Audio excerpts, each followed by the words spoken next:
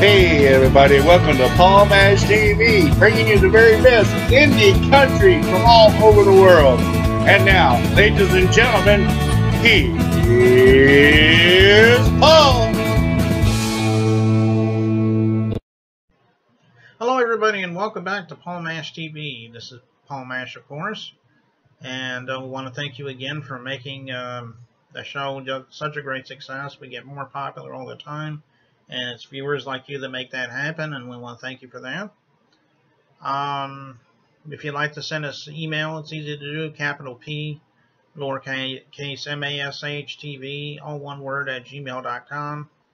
And if you bands are seeing this, you can also use that to talk about your band if you'd like to be on the show.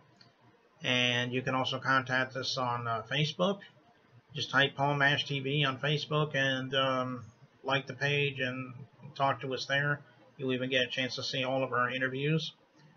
And also, if you're watching this right now on YouTube, you can always hit that subscribe button right there.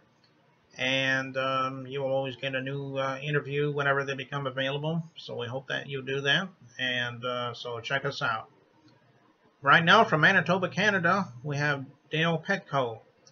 And he's an amazing artist, just like all of our other ones. Got a song for you after the interview. And so we hope that you enjoy it. So right now, let's welcome Dale Patkau right now on Paul Mash. Well, hello everybody, and welcome back to another interview. And with us from Manitoba, Canada, we have Dale Patkau. Thanks for joining us, Dale. Thank you very much for having me, Paul. Well, we're glad to have you. I like to ask this question a lot because, you know, everybody has their own story, but why don't you tell us a little bit about the reason you became a musician? I'm sure it's a very interesting story. Well, how did I become a musician? My mom and dad bought me a guitar for Christmas. I think I was just like the old Waylon Jennings song. I got my first guitar when I was 14. And I think that's probably a pretty good song to fit where I come in there. They got me the guitar, and my brother taught me 3 chords. I learned the song Bad Moon Horizon, which was a 3-chord song, and then I went from there to Last Kiss, and that's where I learned that the C and the F, and so I got my 5 chords down, and I started to listen to Merle Haggard and Johnny Cash, and that was it. I switched over to country, and yeah, and that's where I'm at today. Yeah, okay. Well, that is a pretty good story. And you mentioned one pretty good song there by CCR, you know, Bad Moon Horizon there. I hadn't thought about that song in quite a while. Yeah, I could never sing it. But I could play the chords because it started in a D, and then it was too high for me, but this new guy that I've been playing a little bit of guitar with, he said, "Oh, no, you could change it up. It's, you know, it's pretty easy." And we started doing it in different chords. So maybe I'll put it on my YouTube channel one of these days. Okay. And I noticed you mentioned a couple of those people, you know, like I think Waylon Jennings. I would guess that he would be a good influence for you. Do you have any other influences besides him? Merle Haggard has been my influence since I was probably 15, 16 years old. I can't remember the first album that I listened to or a track of Merle Haggard, but he has been my favorite, and I drive my family crazy around here because I probably know about, Merle Haggard has written many, many songs, and I could probably do 60 to 70% of his material. Being 26 and 20 years old, or 29 years old, I should say, they probably can recite, or they know probably 10 to 15 songs of Merle Haggard. So we do a lot of Merle here, and my whole family loves him. And I know that one of my biggest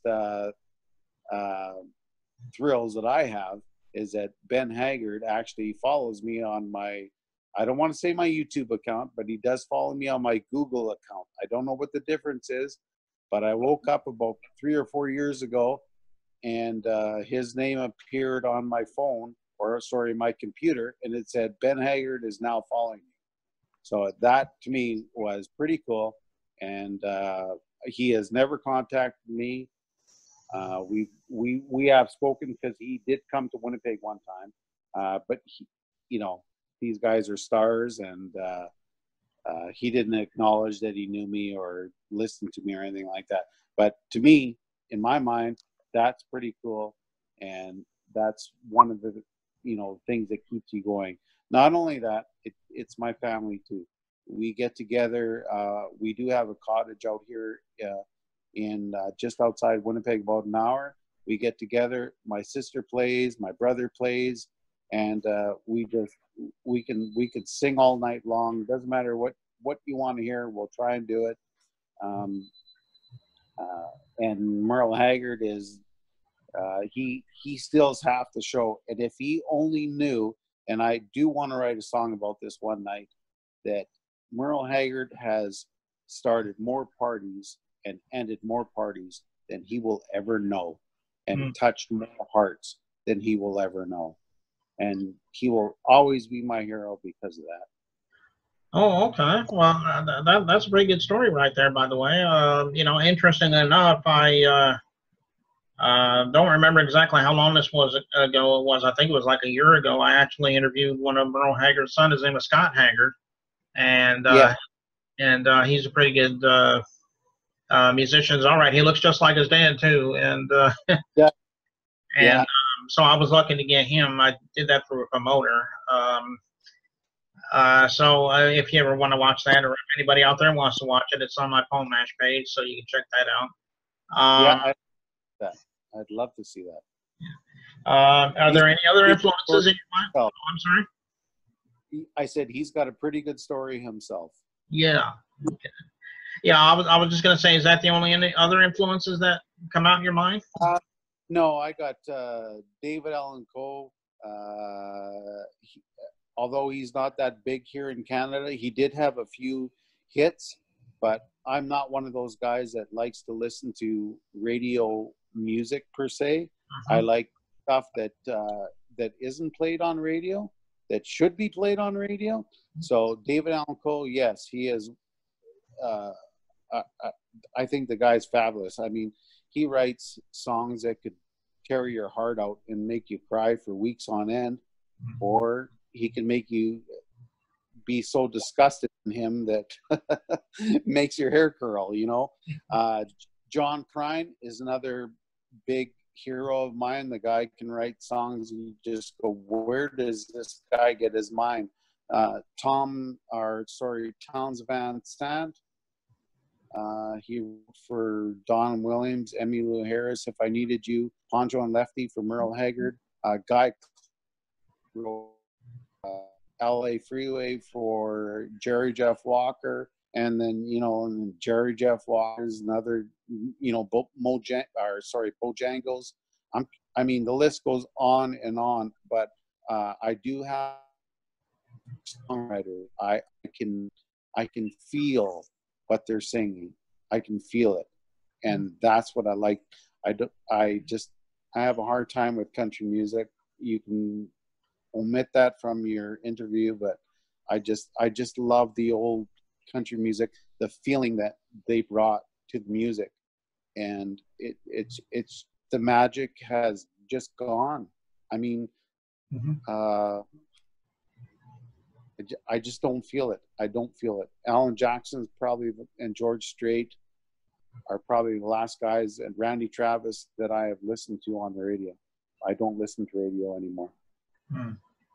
Okay. Well, I guess there's some good news as far as you go. I think it was just within the last day or so, you actually joined Dakota Records, which I'm employed with, and I'm always proud of being part of that group. I'm sure you're pretty proud of being part of Dakota Records too. Absolutely. I friended a person on, or I befriended, I guess it is, on, I think it's Reverb Nation, I just heard her sing one day. Her name was Shaylin. You probably heard her. Okay. And I just contacted her and I said, hey, I think your voice is great. And we started chatting, and I sent her my video that I sent to you, my last ride. And she just said, you're one of the better ones that I have ever heard that sent me anything. And I'm going to contact Ichata Records, and hopefully they get in touch with you. And they did. So, and here I am today doing this interview with you. Yeah. You know? Yeah, and we're of course we're glad to have you. Speaking of that, you had just mentioned because we're getting ready to play a video from you in just a moment, and then like you said, it's called My Last Ride. Do you have a story behind that song, or? Yeah, it's a pretty good story. I drove for Greyhound bus lines here in Winnipeg, Canada, for the last 30 plus years, and they announced in June that they were closing the doors. So I have a passenger that would ride the bus back and forth with me all the time from Winnipeg to Dryden. So we kind of became friends, and he was a musical guy. He played for the Guess Who, which you have probably heard of here in Canada. It was long after Burton Cummings had departed, but nonetheless, the guy's so talented. It makes me sick. When we do stuff on our YouTube channel, he does things in one take, and it's over with. I mean, he's so talented. It's unbelievable. His name's Glenn Green. Anyways, I had said to him, I said, we have to write a Greyhound song. He said, absolutely. He said, we should do that. And when Greyhound announced their closure, it just came that more urgent that we get this done, you know? So I woke up in my room pulling one of my last trips, and I sent him a text, and I said to him, I said, I got this song in mind, and I said, wake up in a hotel room, 3 o'clock in the afternoon. I'll probably leave here late again today. While where he was, he had a guitar. So he sent back a voice message, and he wrote the chorus, and I sent him another verse, and we said, we got to get this done, because my trip is my days at Greyhound are coming to an end. So I said, okay, I'm coming back to Dryden, Ontario on Saturday. Are you going to be there? And he said, yeah, I'll be there.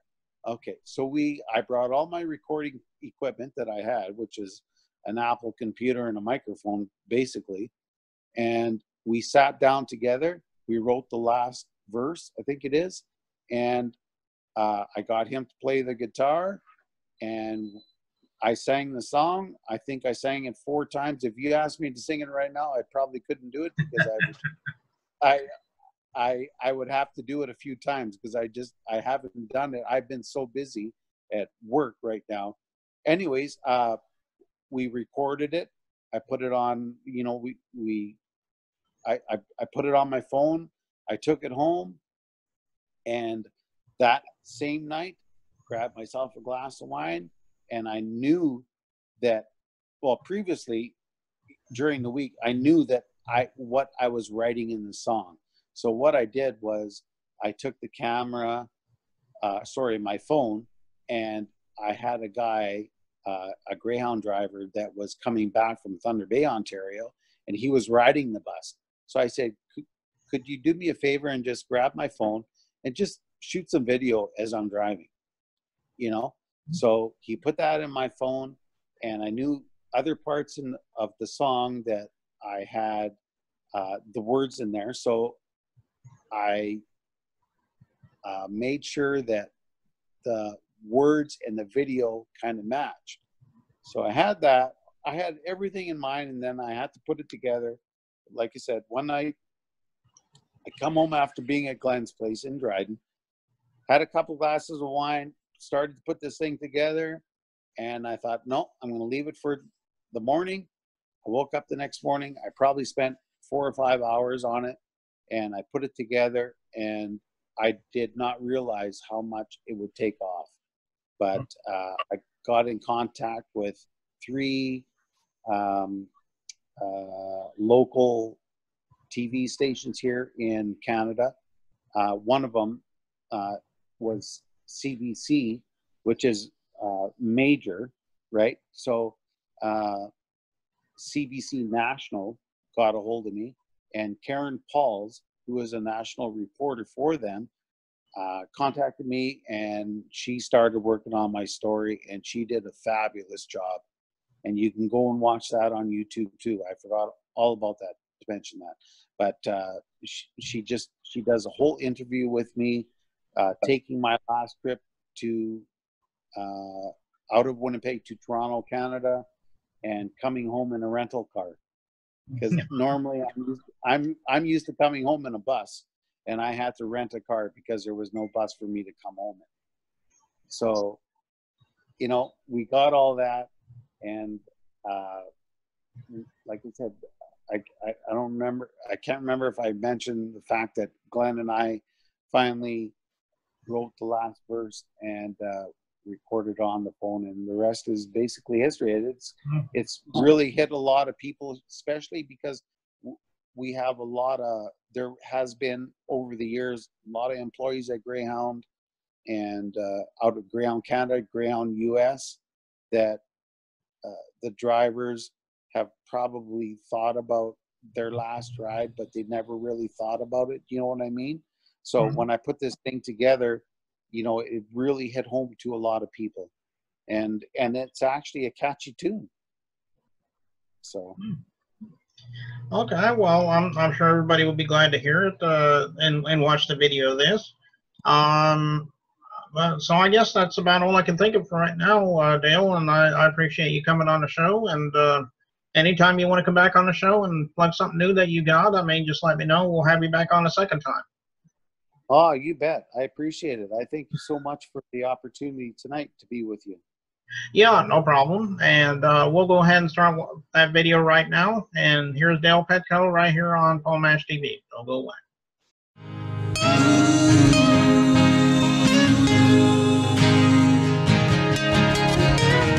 Wake up in a hotel room, 3 o'clock in the afternoon. Probably leave here late again today. Pull some tickets and hold the line.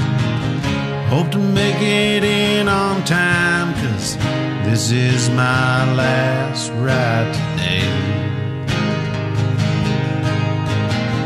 This is my last ride today. I'm shaking hands, not knowing what to say. The hound's been good to me, got me a house, raised my family. This is my last ride today.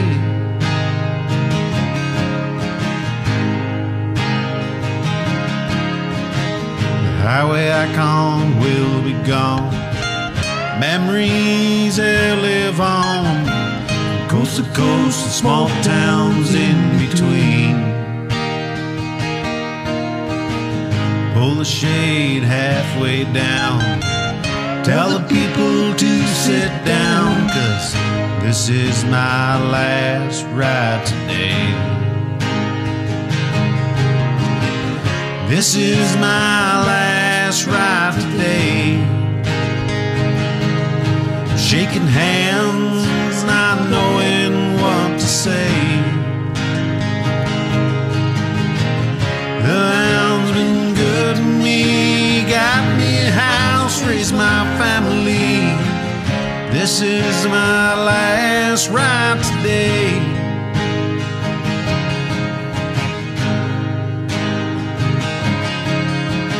Seems the bright lights blind me, something that I can't see. I guess I'm gonna miss all the friends I made.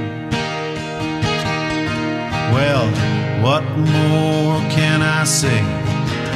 Hope we helped you along your way, 'cause this is my last ride today.